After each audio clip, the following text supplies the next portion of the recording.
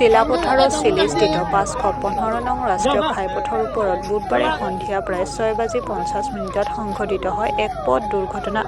চিলাপথাৰৰটি ৪জনীয়া দলে পিকনিক খাই AS22E8040 নম্বৰযুক্ত Scorpio বাহনখনেৰে উভতি অহাৰ পথত চিলিত ঘটনাটো সংঘটিত হয় বুলি জানিব পৰা গৈছে। দুৰ্ঘটনা সংঘটিত হোৱা দলটো চিলাপথাৰৰ বুলি জানিব পৰা গৈছে। তীব্ৰবেগী বাহনখন নিয়ন্ত্ৰণ হেৰুওৱাৰ ফলতে ঘটনাটো সংঘটিত হয় বুলি জানিব পৰা গৈছে।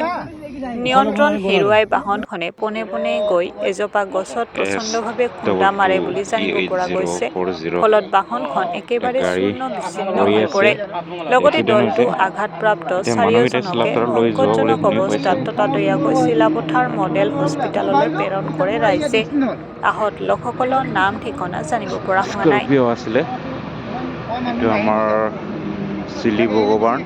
চিলি বগবাৰণতে হৈছে এফচাই গুদামৰ ওচৰতে।